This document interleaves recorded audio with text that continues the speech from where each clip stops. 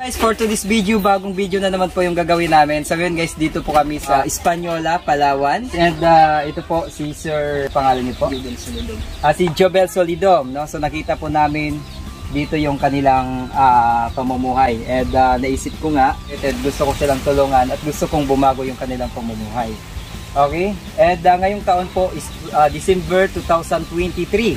No? So December 2023, sisikapin po natin na within 2 years dapat si Sir Jobel ay makapagtrabaho sa South Korea. Okay, kasi alam niyo naman po, pag once na makapagtrabaho ka sa South Korea bilang isang factory worker, 100% babago yung buhay mo. Okay? And Sir, makakaasaba ako, within 2 years, sisikapin natin na makapagtrabaho ka sa South Korea para makatulong ka sa pamilya mo. Kaya po ba? Kaya? Okay, so kakayanin natin. Asahan ko po yan na. Tutulungan kita na maging maayos yung pamumuhay mo. Tutulungan kita maging sa Korean language, sa financial. Okay? Basta tulungan mo lang din yung sarili mo na maipasa yung tinatawag nating EPS topic or yung Employment Permit System, List of Proficiency in Korean. Kasi Korean language, that is main requirements bago makapagtrabaho sa South Korea as a factory worker. Okay? And yung bahay po nila guys, kung titingnan po natin, ito po, no? So, hindi naman sa minamaliit ko, pero siyempre, makikita natin na mahirap talaga. Kasi nga, ganito yung bahay, ganito yung pamumuhay. So, siyempre, baguhin natin, no? Gusto mo namang bumago yung buhay, di ba? Okay? Gusto mong, ano ba yung pangarap mo sa buhay? Makatulong sa pamilya. Makatulong sa pamilya. Isa sa kailangan talaga natin as anak, no? Kailangan talaga natin makatulong sa pamilya or sa mga magulang. Okay?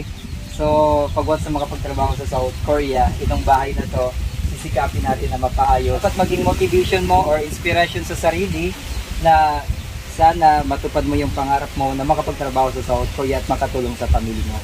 Nanay mo, tatay mo, and yung bahay na to, ito yung gawin po nating before and after. Okay? So gawin po natin, ulitin ko guys, yung house na to, picturean mo. Ayan. Okay? Gawin po natin itong before and after. Okay? Kasi before and after sana. Sa after guys, yung magiging resulta pag once na siya po ay makapagtrabaho sa South Korea bilang isang factory worker. Okay? And sisikapin po natin na matupad po yon. Okay? Within 2 years, 2 years lang time frame. Pagsikapan mo lang din na maipasa yung main requirements. Okay ba tayo dyan? Okay, so yun yung kasunduan natin ha. Okay, so yun guys, abangan nyo na lang po yung result ni Sir Jobel. Okay, para makatulong siya sa pamilya niya. Okay, and yun lang din po sa lahat po ng mga estudyante po natin. Huwag tayo huminto as long as hindi nyo matutupad yung pangarap nyo na makapagtrabaho sa South Korea bilang isang factory worker. Kasi alam nyo, pag once na makapagtrabaho ka sa South Korea, 100,000 a month. No? Yun yung pwede mong kitain. And sa loob po ng isang taon, 100,000 a month, times natin yan sa 12 months a year, that is 1.2 million. Okay?